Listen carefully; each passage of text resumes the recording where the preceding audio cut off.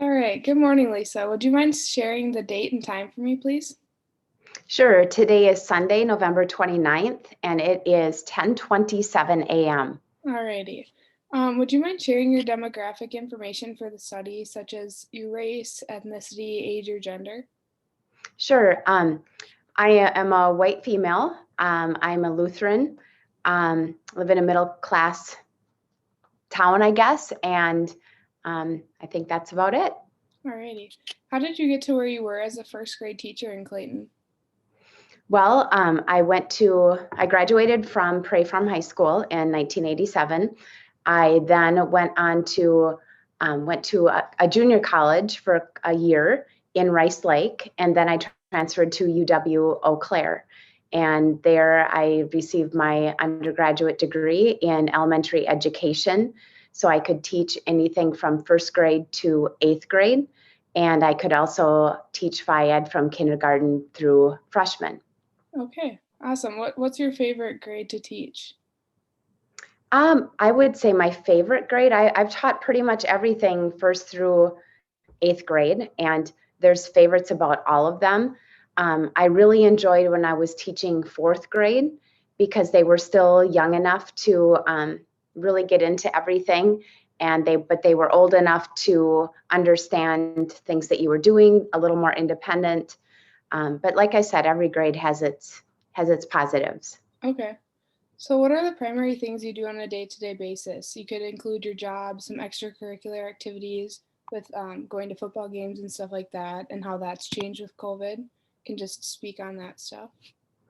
Okay, well, my typical day this year, of course, is a little bit different with COVID, but typically I'm at school every morning at 7:30, um, and I'm there usually until 4:30 p.m. And so that takes up a great deal of the day. I get home and I will, continue preparing for the next day. I will, of course, get supper ready. My husband is also a teacher in another town, and so he is also coaching football and basketball. And so he's home a little bit later, which is all right. It gives me time to finish up my schoolwork and get supper ready.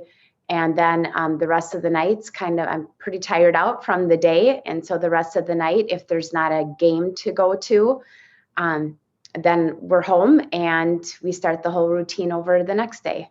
Alrighty, perfect. So, living in Clayton, what's your favorite thing about living there? And can you kind of describe the area to people who don't usually know where Clayton is? Sure. Well, Clayton is a really small rural town. Uh, it's in northwestern Wisconsin.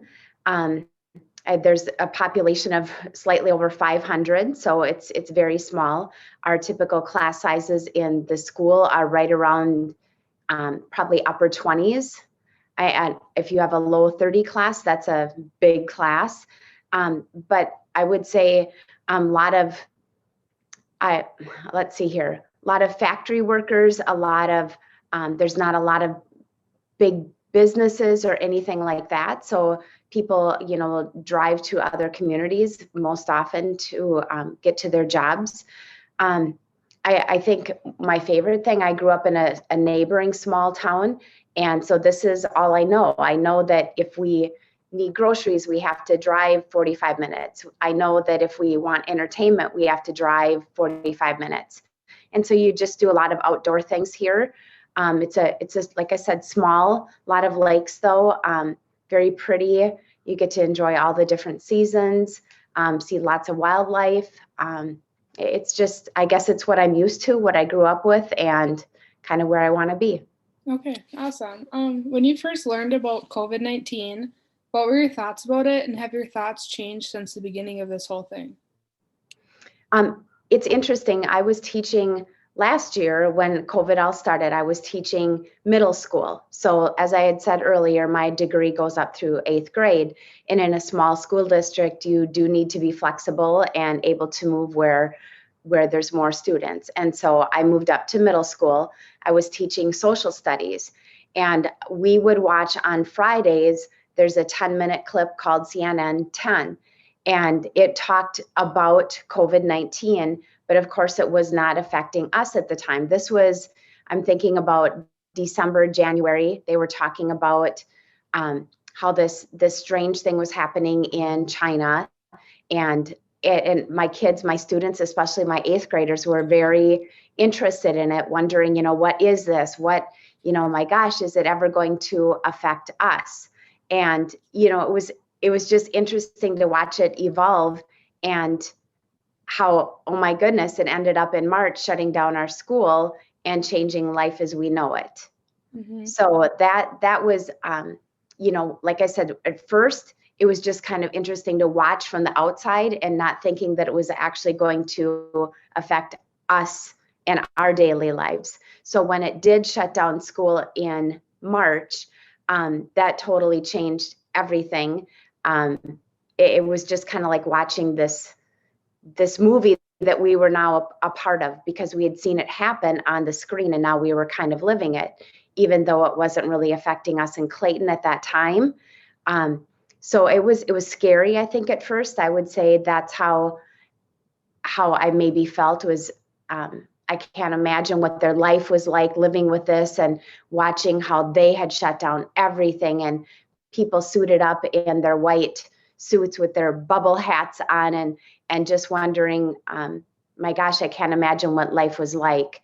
And so then we'd come home when school was shut down, and we'd watch CNN, and you'd see all these reports. And then, oh my goodness, it came across to the United States and New York, and the eastern side of the country was really being affected. And still thinking that it's scary, but gosh, it can't really get to our rural areas. And then lo and behold, it hits us, whammo. And again, the school year now is very different than any school year that I've ever experienced. Even though last school year we were shut down, this year it seems like we're in limbo all the time. You never know. We're shut down for a week because some students have it. It ended up that I actually ended up with COVID. Was very, very sick, obviously not as sick as what you hear, but it was the real deal, and it was really scary, and no energy. And still, that happened in early November, and still to the end of November, there's not a whole lot of energy and not a whole lot of stamina to do a whole lot. So my views have changed from being afraid to thinking, hi, is it really going to affect us? And kind of feeling, having a lot of empathy for these other countries, or even then our country. And now, gosh, we're living it. We had to be flexible to deal with it, thinking, okay, we can handle this, but also frustrations with people that still don't think it's real. Okay, awesome answer. What issues have most concerned you about the pandemic? Oh gosh, I would say probably it would be. I think there's quite a few issues. One of the unknowns. What are the long-term repercussions going to be for this? Because it is new. We've never experienced it before. So what long-term effects is this going to have on everyone that has had COVID? Gosh, can they get it again? That's wonderful that the vaccine is happening, that they're working on it. But are people going to take it? What are the long-term effects of the vaccine? I think it's just so many unknowns that way. Let's see here. What else? Other concerns would be the fact that people are not taking this seriously. And I think that's always bothered me. I don't think it's very difficult to put a mask on and show care and concern for people around you. Like I said, we're a small community and we do know everyone. And so I think it is really sad that people can't put on a mask, even when there's signs on every door that masks are required. And I think there's a lot of people that feel that they're above the law and that it's infringing on their rights. But by not wearing a mask, I think that also says a lot about you as a person. So that's been really frustrating. And I think the fact that once I did get COVID and see, not that I was ever doubting that I realized that COVID was real. But I think once you get it and you realize how sick you are, and I had it, my husband had it, my brother had it, my mom had it, and it was really scary. My mom lives alone, and my dad had passed away several years ago, and she was by herself, and I was too sick to go see her, and worrying. And you hear all these terrible things. My daughter is a nurse at a pretty large hospital, well, actually one in Eau Claire, and she sees firsthand how quickly this changes and how many people have died from it, and watching them go from, sick to dying in a matter of an hour. And so I knew from her, obviously, I knew that this was real, but people still don't believe it, and people are still thinking that this isn't a true illness, or that it isn't real. And I just think that's scary. And I think that with feelings like that, I worry that this is never going to go away. I worry that when the vaccine actually comes so that we're able to get it, are people actually going to take it? So I don't know. I worry that this is going to be something that's going to be around forever. I worry about, I've had it. My mom has had it.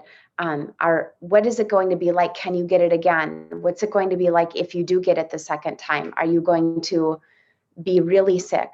Is it going to be worse? So I think it's so much of the unknowns. I think those are some of my main concerns. Okay, awesome. So let's go back to your job a little bit. So how Okay. has COVID like affected your job? You told me a story about how you quarantine your books for the kiddos. Yeah. You just kind of go into some details about how your day to day, how you normally would teach, has changed so much. Okay. So it has changed a lot. And then, like I said, last year I was middle school. So this year I'm in first grade, which in itself is a big change. But that we had a team at school that tried to come up with the pandemic plan. How are we going to be able to keep kids in school safely? And I think they did a pretty good job with it. How can you plan for this? But what we've done is we are basically, like I said, I get to school at 7:30. The kids arrive by 7:45, and they come down to the classroom. And I am with them then from 7:45 until they leave at about 3:25. So you are with them all day, it's a big change. I mean, you can imagine first graders, a lot of energy, and it's hard. There's specials. Well, first of all, my day would start with breakfast. We walk with them up to what would have been our concession stand, because we are a K-12 building. And so we don't want the elementary intermingling with the middle school or the high school. So we are trying to keep the elementary down on our wing. And so instead of going to our typical lunchroom, we go to the concession stand. So it's just kind of a common area. And we walk the kids up. There's purple dots where they have to stand 6 feet apart. Of course, obviously, they wash their hands and sing the ABCs. And so it takes a long time to get everyone's hands washed. We walk them up. They have to wear, because there's plastic shields up, and so it's really hard for the cooks and the food service to hear the 6-year-olds, and so they have to wear clips because there's choices on meals, so that the cooks can see, okay, gosh, they've got a purple clip, they are going to get the peanut butter and jelly sandwich option, or they have a yellow clip and they're going to get the yogurt option. If they don't have a clip, they get the regular food. And so they get through the lunch line, they walk their trays, which is a major feat, walking their trays to the room without spilling, but they're getting better. So they get in the classroom, they sit in their desks that are 6 feet apart. You've got tape marks on the floor where the front 2 legs of their desk have to be on those tape marks so they're not moved. So they sit down, and as you can imagine how 6-year-olds eat, thankfully we don't have carpeted floors, and so there's food all over the floor. They do the best that they can, but they're kids. And so they finish eating. You have to set a timer, because it could take all day to eat breakfast. And so we set a timer by 8:30, they are done with their breakfast, and then comes the cleanup. And so on our job board this time, we have a cleaner sanitizer. And so I have a spray bottle that I have to put on the gloves for. And it's just like Dawn dish soap and water. And I have to go around and spray the desks. And the cleaner person comes around with towels and gives towels to everybody. They clean off their desks. They have to clean off their area of the floor. If there's things like muffins that have the crumbs everywhere, our cleaner gets the broom and cleans everything up for them. And so then we start our day. And so then our day is so different than what it really should be for first grade. The kids are in their seats most of the time because obviously you try to do things and they're pretty good about wearing masks, but they're also little kids and they slip below their nose.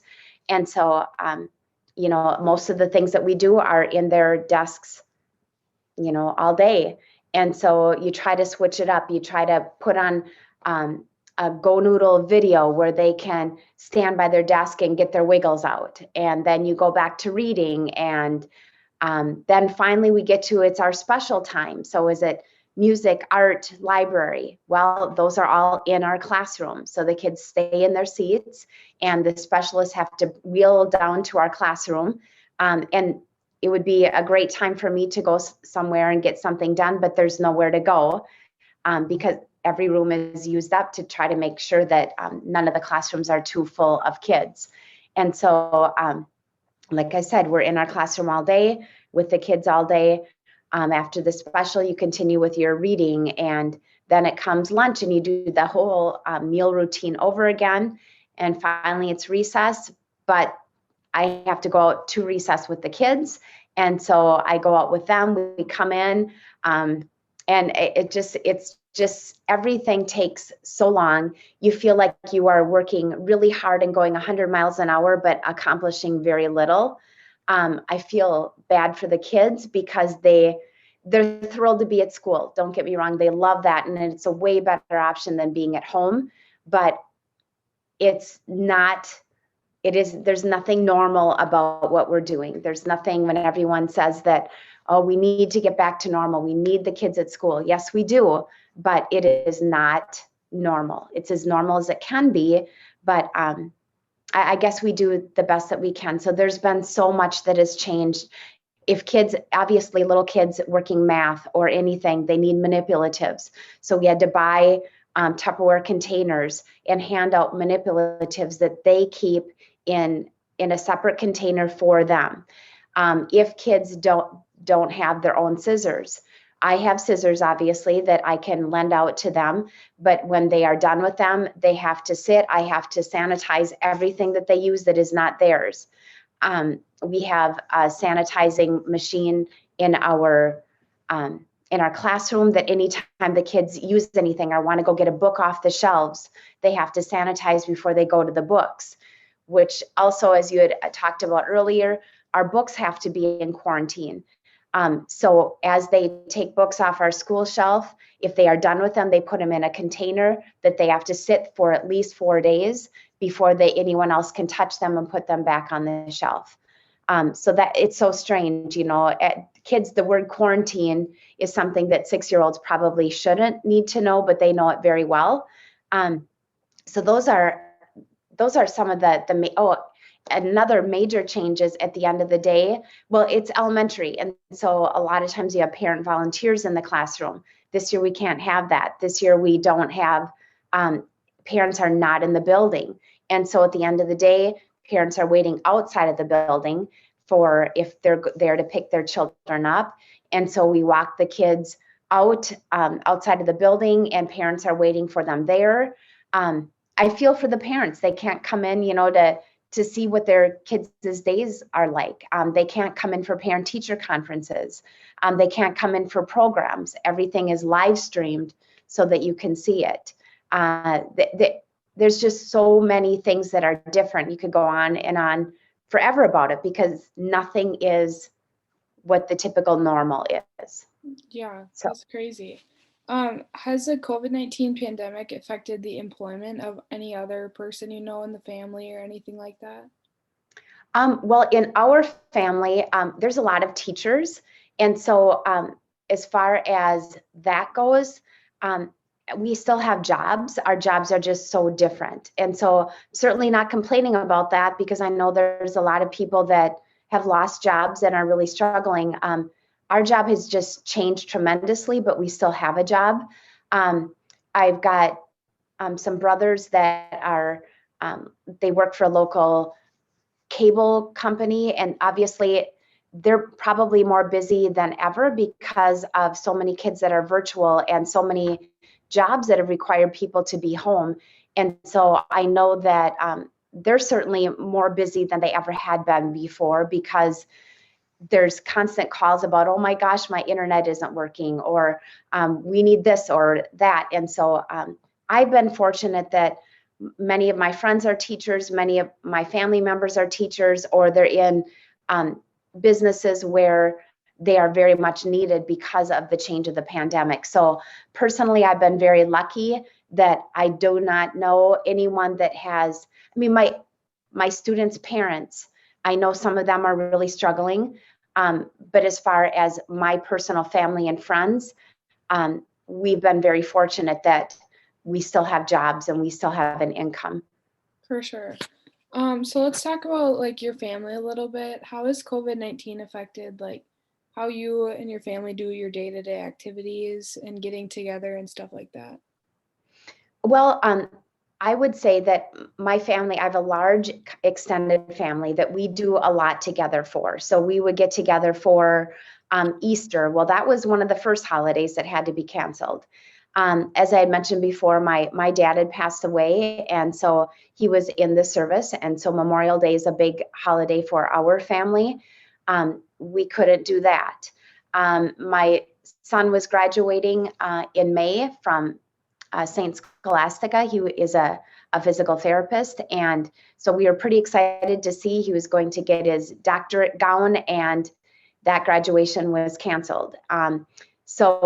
So many things have been canceled of the big events. As far as how we try to do, I think about the most recent one, Thanksgiving.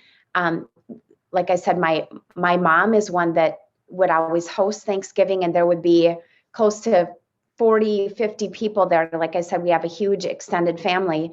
Well, we obviously couldn't do that. Plus, my mom was just getting over COVID. Even if we could, there was no energy to even begin to make the big meal.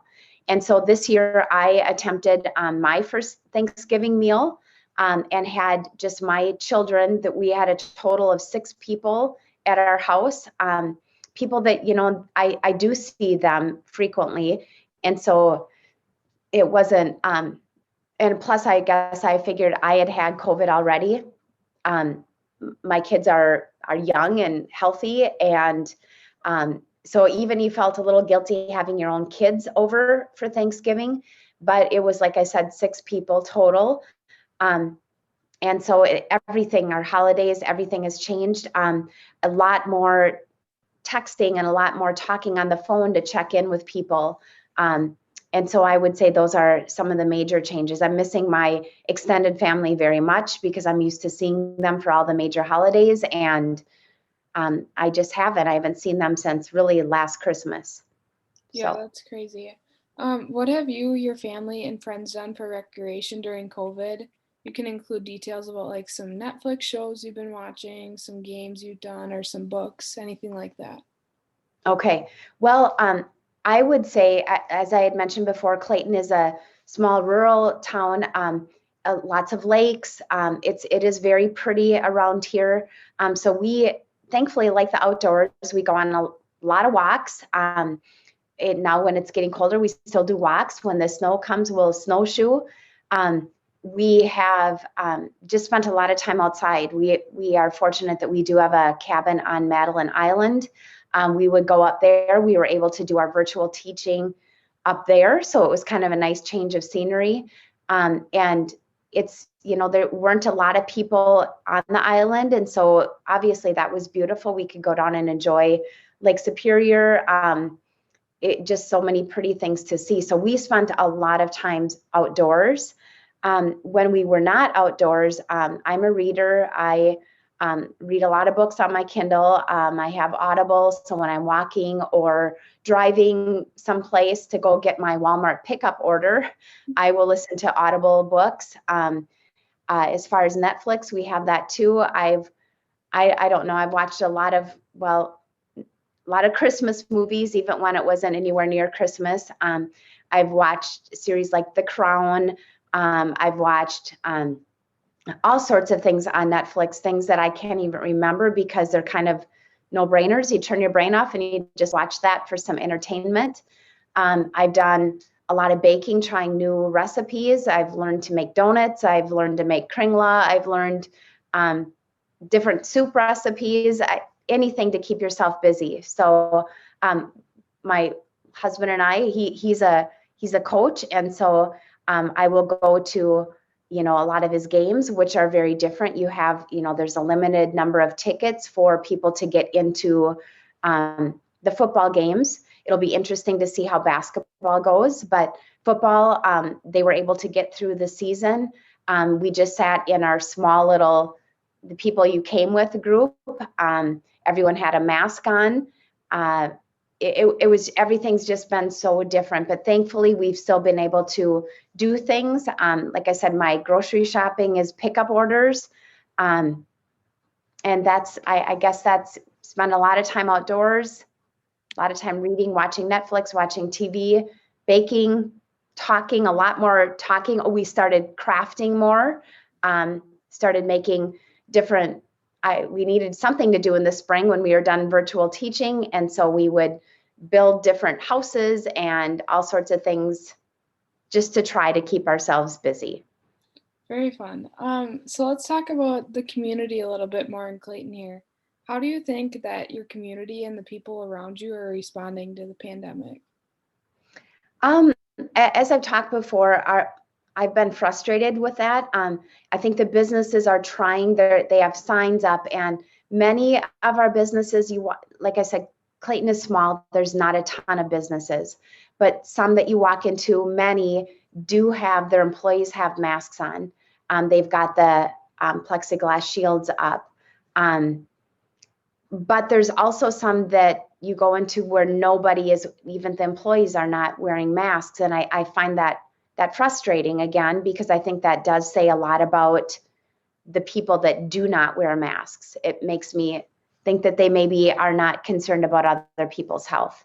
I think that our businesses are trying. I realize they need people to come in and are doing the best that they can, but I think that the customers are probably thinking that their rights are being infringed upon, and many are not wearing masks and are not taking it seriously and don't believe that COVID is going to affect our small county of Polk County in Wisconsin, and it definitely has. It's shut down our school for a week. It has impacted many of our community members have gotten COVID and have been very sick. Thankfully, we have not lost anyone to it, but we've had people that have had to be sent to bigger hospitals and put on ventilators. And it is here. And I think that people have politicized the pandemic.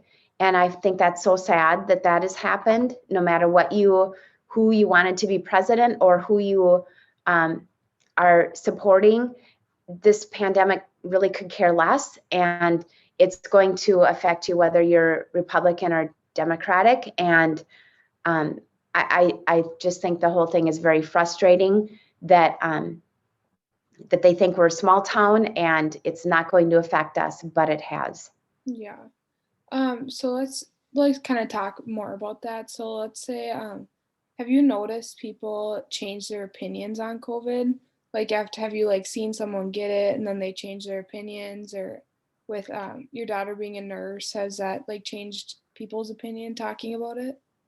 I think it definitely has. I think, I think that's human nature. Like I said, we watched it happen on CNN 10 in China, and it just seemed like it was something, oh my gosh, you felt terrible for them, but it doesn't really apply to us. That's across several, an ocean. It's so far away, it's not going to get here.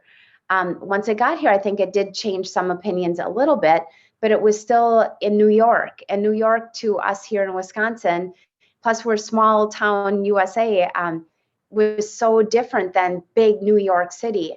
And it just didn't seem like, gosh, that can't affect us. And then, it started shutting down everything around here when it wasn't really here.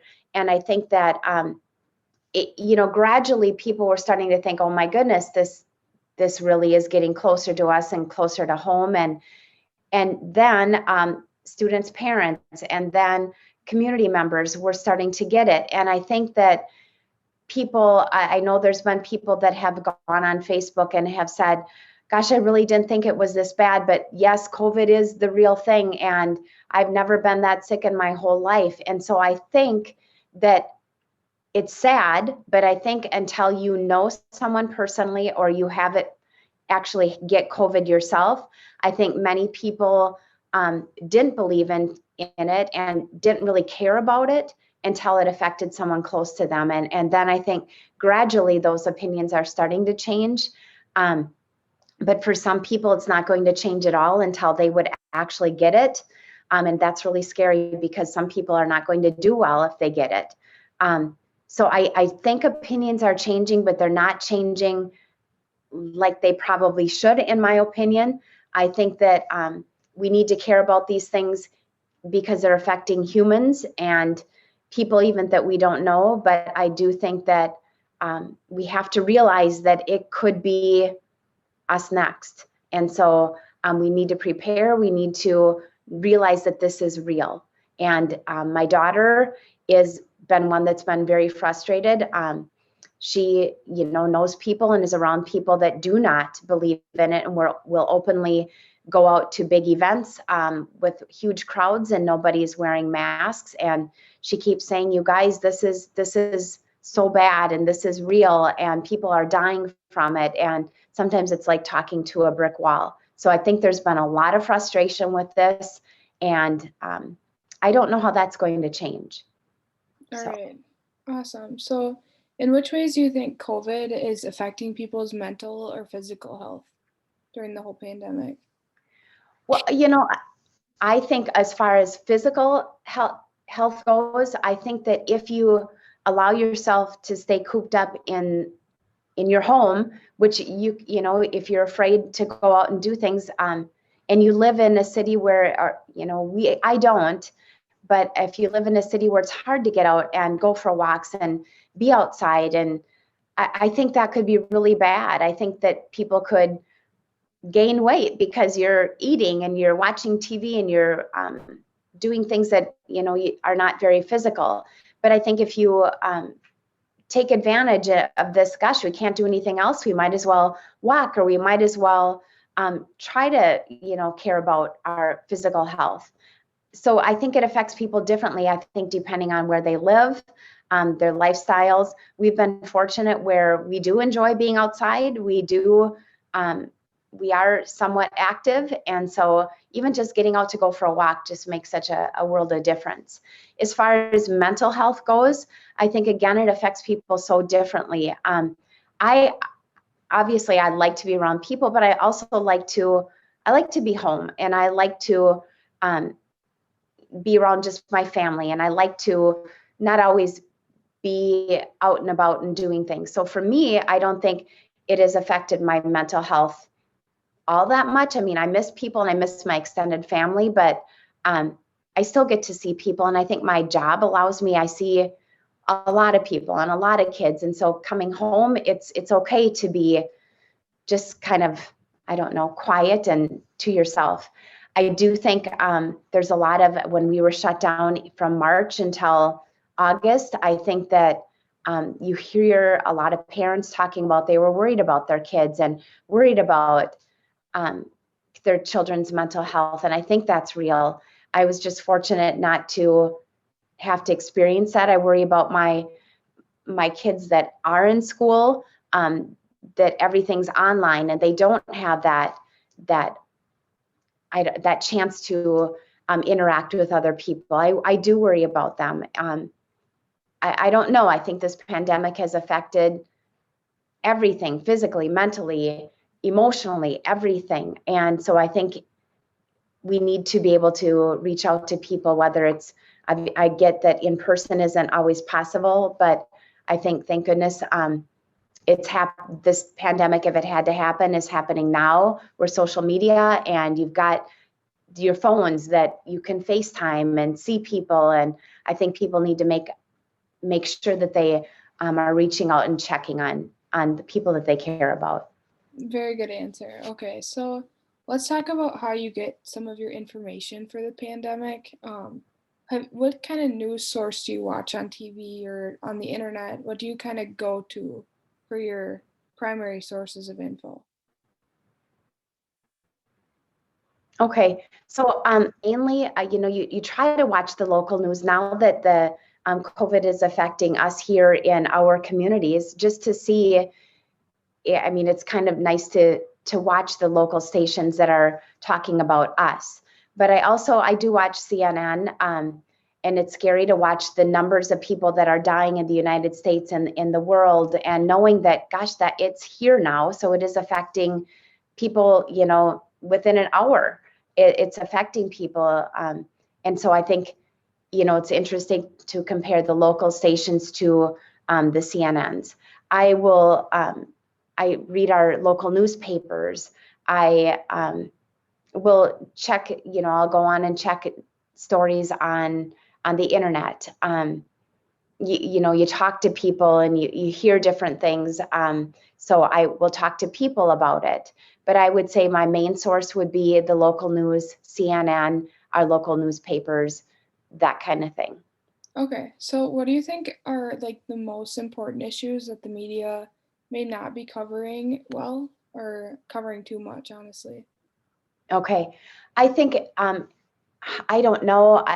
It's so hard to say what's right and what's wrong. I think maybe at first people became kind of not, I don't know, like COVID desensitized maybe, because that's all we were hearing and it wasn't here. And so I think it was easy for people to think, okay, there's COVID and that's all you hear about in the news, but it was not here. And so I think that people became very desensitized, and we're not taking it seriously and not thinking it was real. And so I think that was part of it. But yet again, that's just us thinking about our very small circle where we live. And you have to be able to look broader and realize, no, it's not here, but it's somewhere. And so I think that you not faulting the news stations, because they had to cover it because it was affecting their viewers. But I don't know. That's such a hard one, because I do think that they need to inform us and tell us what's happening. But I think a lot of it was scary, and I don't think it was scare tactics.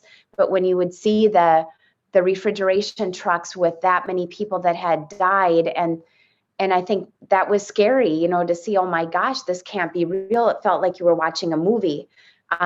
So I think, were they covering it too much? I don't know. I think they had to. I think some of the other issues, and they can't fix this, because you'd like to know what are long-term effects, but nobody knows that.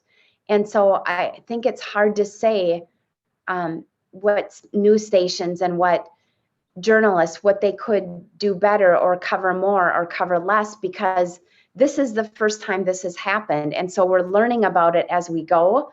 I'm sure when we look back on this someday, hindsight is going to be so much better to say, gosh, we should have done this. We shouldn't have done that. But right now we're living it. And I don't know that you can fault people for doing what they're doing, because nobody knows what is right and what is wrong. And so I think you have to stay informed. And I think when you get overwhelmed, you have to shut the news off and get outside and do something else. Because it's everywhere. It's on every station you tune into. So sometimes I think social media is great for keeping in contact with others, but it's also terrible because that's all you see and all you hear about. So I don't know. Would not want to be a person making decisions. I would not want to be a journalist right now, because you're never going to be right in everyone's eyes, but you have to do your job. And so I don't know. I don't know what I would say to do differently because we won't know that for years down the road. Yes, perfect. So let's just finish up with this one question. So knowing what you know now, what do you think the individuals, communities, or governments need to keep in mind for our future going into the rest of the pandemic? Well, I think this is something that in a million years we never would have thought would affect us. And so I think now that it has, I mean, we live in an area where we're not affected by earthquakes and the volcanoes and all these hurricanes. We, yes, we are affected by tornadoes, but we live in a really safe area where bad things, don't really happen all that much. Of course, there's cancers that affect us and there's accidents and things like that, but now this pandemic has connected everyone in the world. So, and we here in Clayton are also part of that connection. And I think that that to be prepared, maybe now our eyes are maybe open a little bit more to realize that we are not, just because we're in a small little town, we are not immune from these bad things happening. Hopefully our eyes are opened. Hopefully our local governments that never in a million years would have thought they'd have to deal with this, now they realize these far-fetched things, the things that you see on movies, can really happen here. And hopefully now that there will be, granted it will probably be after the fact for COVID, but and if there ever is something else that happens, maybe now there's emergency teams put in place. Like I said, I know our school has now a pandemic team that put together a huge policy how we're going to handle this. And now maybe those things are going to be in place. Maybe, how we're handling holidays, how we're handling businesses, how we're handling everything. Now at least it's forced people to maybe at least think about this and to maybe have an emergency plan in place. And if something like this ever happens again, or if this COVID never goes away, maybe we're more equipped to deal with it in the best way possible. It's probably not ever going to be perfect because this thing is ever changing and evolving, but I do think that it's forced us to really look at our way of life and how we deal with things, and maybe it's prepared us for life not always being so rosy, that there are bad things that happen and they can happen to us. Okay, awesome. Thank you so much for your time. Is there anything else you'd like to add or anything? No, I just think, it's taught us a lot of lessons. It truly has. I mean, very cliche to say, we've learned what's essential, but we really have.